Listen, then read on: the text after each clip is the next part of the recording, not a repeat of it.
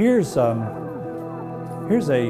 replica leaf, a full-size and visually exact replica of a leaf from an ancient codex.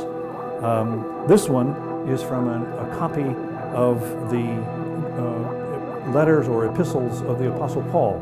A single monk, one impossible manuscript, over 75 kilograms of parchment. At its center, the devil himself grins. This is the Codex Gigas, the Devil's Bible. Roman period. It's the shift from the book roll to the codex. And the codex is the early form of what we know as our familiar leaf-bound book. A book so massive, so mysterious, and so forbidden that it has haunted scholars for 8 centuries. Who made it? Why? And what secrets were written that the world was never meant to see? Tonight, we open history's darkest book, the impossible book. Before we dive into the legend, we need to confront the reality. The Codex Gigas is not just extraordinary, it is physically absurd. This is a book that defies comprehension. It stands nearly a meter tall, half a meter wide, and over 20 centimeters thick. When open, its pages stretch almost a full meter across. It weighs 74.8 kilograms, roughly the weight of an adult man. To move it safely requires at least 2 people. And to read it properly, you need a custom table built to hold it. This is not a book you carry. It is a book you visit. Every page of the Codex Gigas is made of vellum, high-quality calf skin or donkey hide.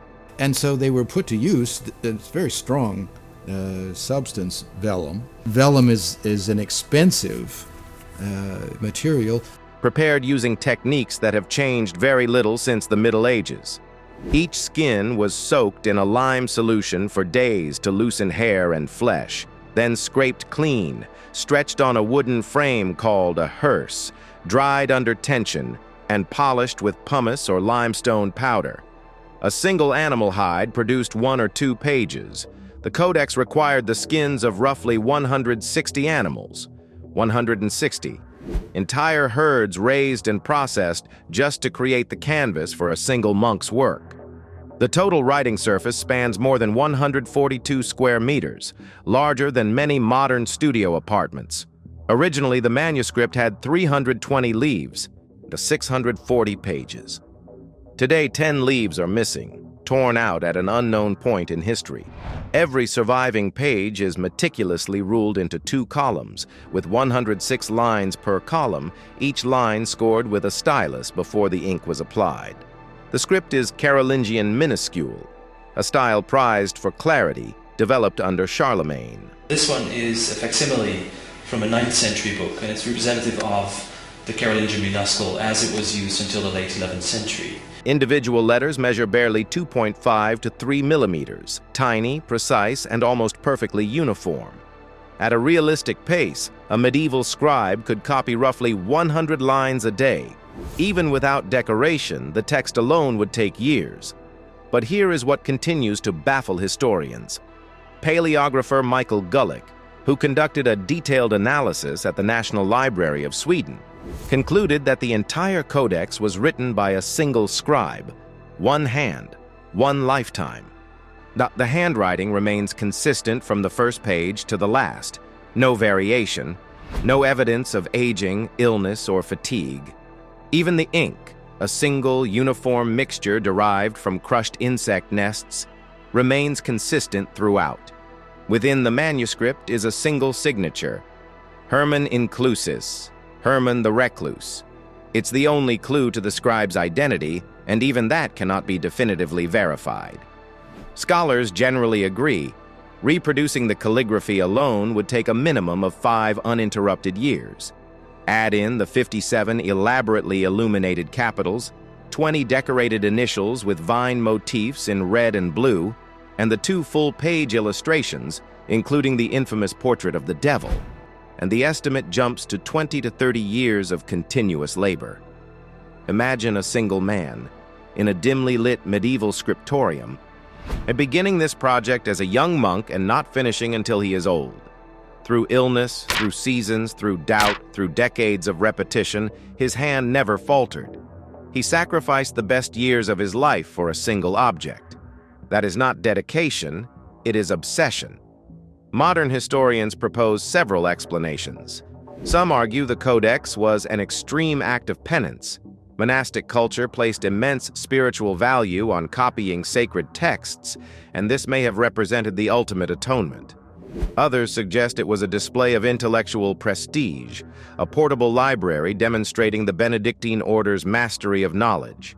Yet even these theories fail to fully capture the scale, ambition, and obsessive perfection of the manuscript.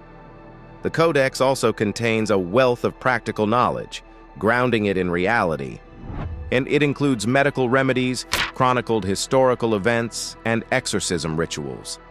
Some pages reference plagues, astronomical observations, and local political conflicts of the 13th century.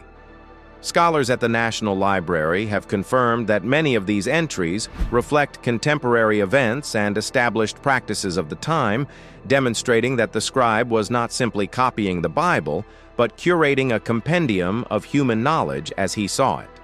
And then there is the legend.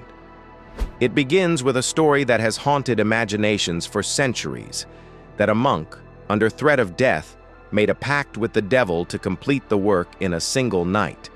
The devil, so the tale goes, left his portrait as proof. While scholars dismiss this as folklore, the enormity of the task, the weight, the scale, and the years required, makes the legend feel almost plausible. Because when you stand in front of the Codex Gigas, the question is not just who made it, but why anyone would devote a lifetime to a single book and what they hoped it might achieve.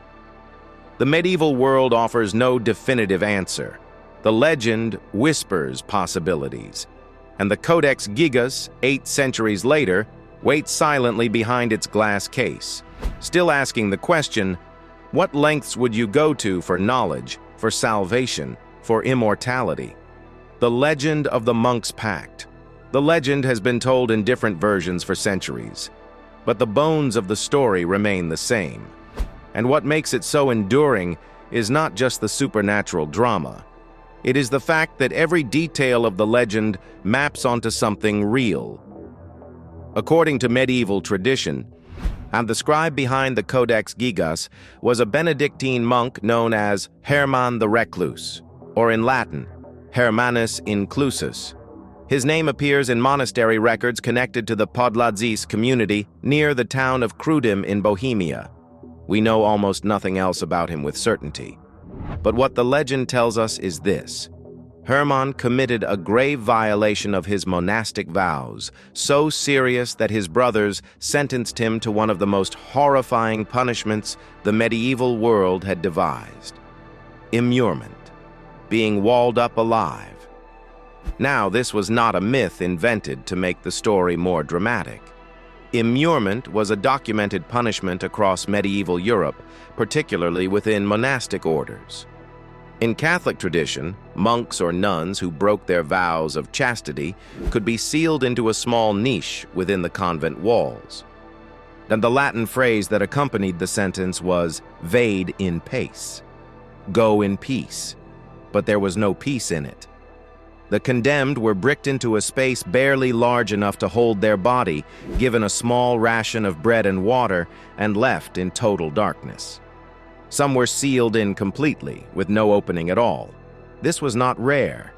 In 1149, Duke Otto III of Olomouc, in the Moravian region of what is now the Czech Republic, less than 200 kilometers from Podlazis, immured an abbot and 20 monks inside their own monastery refectory. They starved to death behind the walls. In the ruins of Thornton Abbey in England, archaeologists discovered a skeleton sealed behind a wall alongside a table. Wear on the lower teeth. And she said, In this case, I have this mystery skeleton that I have not been able to identify for the... A book and a candlestick, believed to be a 14th century abbot entombed for an unknown crime. As late as 1662, to a nun named Sister Antonia Margherita Limera in Lodi, Italy, was sentenced to be walled up alive for allowing a man into her cell. So when the legend says Hermann faced immurement, it is describing a punishment that was not only possible, but historically practiced in the very region and the very century in which the Codex Gigas was made. Desperate to escape this fate, Hermann made a proposal that must have sounded like madness. He told his fellow monks that if they spared his life, he would create a book unlike anything the world had ever seen. A manuscript containing all human knowledge, the complete Bible, histories, medical texts, everything. A work so magnificent that it would glorify the monastery forever. And he would complete it in a single night. The monks agreed.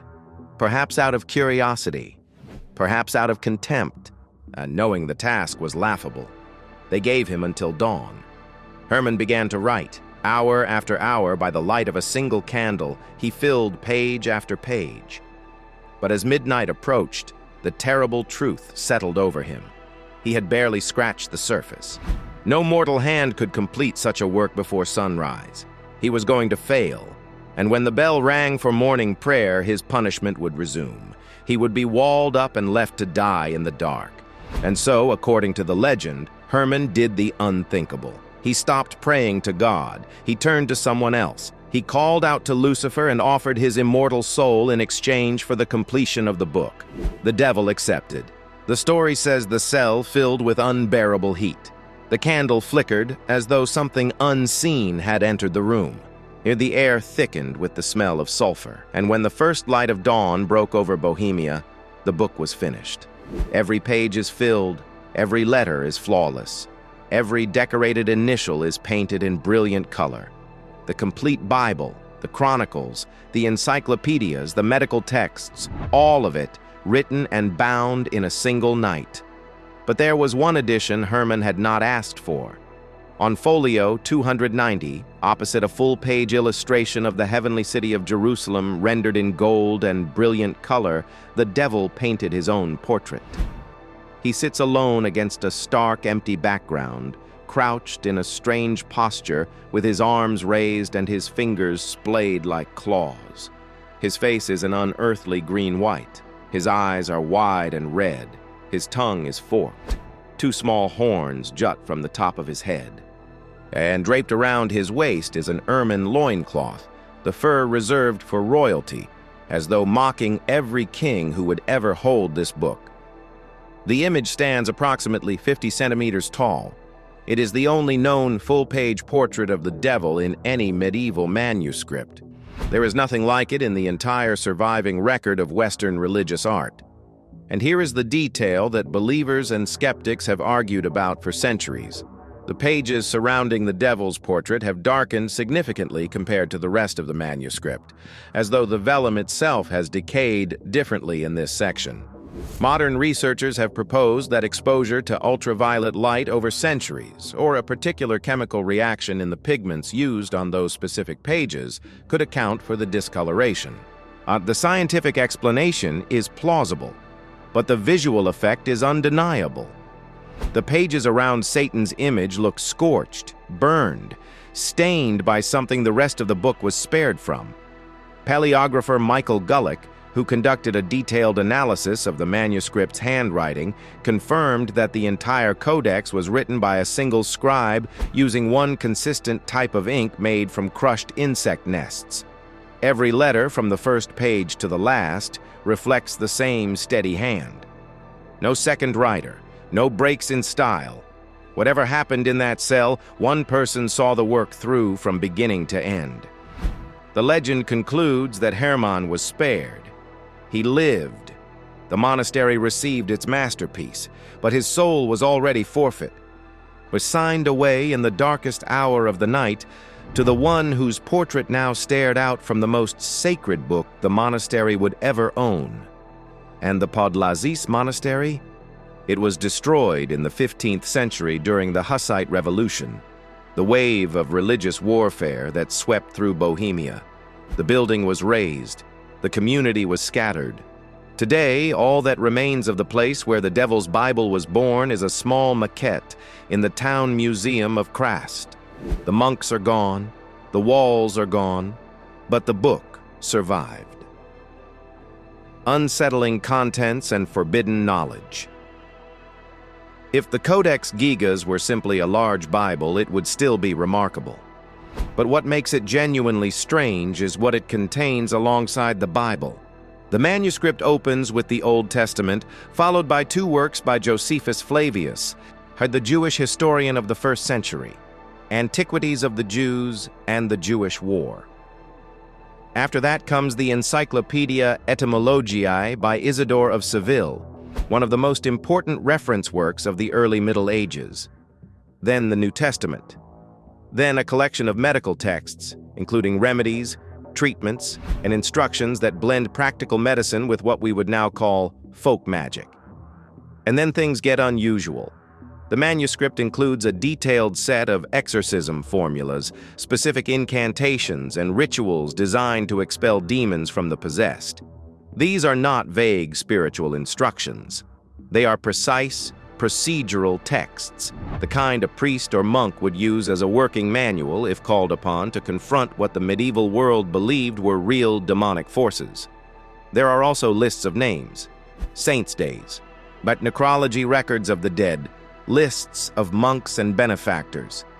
And then there are the confessional instructions, guidelines for how to hear confessions, and assign penance, which gives the book an almost judicial quality. It is not just spiritual, it is administrative. What scholars have found most unsettling is the juxtaposition. Sacred scripture sits next to exorcism rites. The Word of God shares binding with instructions for confronting the devil. Medical knowledge runs alongside chronicles of war and death. And presiding over all of it, that portrait of Satan, placed directly opposite a depiction of the heavenly city of Jerusalem. The symbolism is almost too deliberate to be accidental. Light faces darkness, heaven faces hell, and the reader is placed in the middle, forced to look at both. Then there is the matter of the missing pages. And 8 leaves, 16 pages, were removed from the manuscript at some point before it reached Sweden. No one knows when they were taken or by whom. No one knows what was written on them. Some researchers believe the missing pages contained the Rule of Saint Benedict, the monastic code that governed the daily life of Benedictine monks. That would be a logical inclusion. But others have speculated that the removed pages contained something else entirely, something that a later owner found too dangerous, too heretical, or too disturbing to leave intact. We do not know. And that absence, that gap in the record, is part of what makes the Codex Gigas so magnetic. It is not just what the book contains that fascinates people. It is what might have been erased. And survival through history. The Codex Gigas was created around the year 1230 in the monastery at Podlazice, Bohemia, in what is now the Czech Republic. But it did not stay there. By the late 13th century, the monastery had fallen into debt, and the manuscript was pledged to the Cistercian monastery at Sedlec. From there, it moved to the Benedictine monastery in Brevnov, near Prague. Each transfer was significant because the Codex Gigas was not just a book, it was an asset. Its sheer size and the breadth of its contents made it extraordinarily valuable, the kind of object that could be used to secure loans, win favor, or demonstrate prestige. In the 16th century, the manuscript came to the attention of one of history's most eccentric collectors. Emperor Rudolph II of the Holy Roman Empire, known for his obsession with alchemy, as astronomy, and the occult, acquired the Codex Gigas and brought it to his castle in Prague. Rudolph was a man who filled his court with astronomers, alchemists, and artists. He owned curiosities from across the known world, and the Devil's Bible was the crown jewel of his collection. When Rudolph died in 1612, the book remained in Prague, and then in 1648, history intervened. During the final year of the 30 Years' War, Swedish armies sacked Prague Castle. They looted everything they could carry, an enormous collection of art, books, and treasures. The Codex Gigas was among the spoils. It was shipped north to Sweden, where it was presented to Queen Christina. and then came the fire. In 1697, a devastating blaze tore through the royal castle in Stockholm, where the manuscript was being stored. Books, paintings, and artifacts were consumed by the flames. The Codex Gigas survived only because, according to accounts, someone threw it from an upper-story window. A 75-kilogram manuscript hurled from a burning building. The book struck a bystander below, injuring them, but the manuscript itself survived largely intact. Think about the absurdity of that moment. A book that legend says was created through a pact with the devil, surviving a catastrophic fire by being thrown from a window, while the building around it burned to ash. If you were writing fiction, no one would believe it, and the misfortune did not stop there. Throughout its history, ownership of the Codex Gigas has been associated with a pattern of bad luck, institutional decline, and personal catastrophe. The monastery that created it went bankrupt. The empire that collected it fell. The castle that housed it burned. Whether this constitutes a genuine curse or simply the normal entropy of 800 years of European history is, of course, a matter of perspective. Today, the manuscript sits in the National Library of Sweden in Stockholm. It has been there since the late 17th century. It has been digitized, studied, and exhibited, but it has never fully been explained. And it continues to draw visitors from around the world who come not just to see a historical artifact, but to stand in the presence of something they cannot entirely rationalize: prophecies, influence, and lessons. The Codex Gigas is not merely a medieval artifact. It is a text that has continued to speak across centuries, and some believe it is still speaking now. Within the pages of the manuscript are a series of calendar entries and astronomical notations. Among them, scholars have identified references to celestial events that extend far into the future. One entry that has drawn particular attention corresponds to the year 2033, a date connected to a significant planetary alignment. Whether this constitutes a prophecy, a simple astronomical calculation, or a coincidence depends on how much weight you give to the intentions of a 13th century scribe. But it is worth noting that the Codex does not merely record the past. It projects forward, as though its creator was trying to reach across time. The influence of the Codex Gigas has also extended into modern culture in surprising ways. When Mel Gibson was preparing to direct The Passion of the Christ in 2004, he reportedly studied the Devil's Bible as part of his research into the depiction of evil. Gibson was particularly interested in how the manuscript portrayed Satan, not as a raging monster, but as a composed, almost regal figure. The devil in the Codex is not screaming. He is not surrounded by fire. He is sitting still, watching and waiting. His posture suggests patience, intelligence, and control. Gibson used this insight to shape his portrayal of evil in the film. The Satan in The Passion of the Christ is androgynous, calm, quiet, and deeply unsettling. That characterization, the idea that true evil does not announce itself with fanfare, but moves quietly through the world, has its roots in the image painted on vellum 800 years ago. And this brings us to the deeper lesson of the Codex Gigas, the one that does not require belief in the supernatural to understand. The legend of the monk's pact is, at its core, a story about choice. A man facing the consequences of his own actions is offered a way out, but the price is his soul. He accepts. And the result is something magnificent, a book of extraordinary beauty and knowledge, but something forever tainted by the transaction that produced it. This is not just a medieval morality tale, it is a pattern we recognize in every era. The artist who compromises their integrity for success, the leader who trades principle for power, the person who achieves everything they wanted and discovers that the cost was everything they were. The Codex Gigas, whether you read it as history or as allegory, is a meditation on the oldest bargain in human experience. What would you give up to get what you want?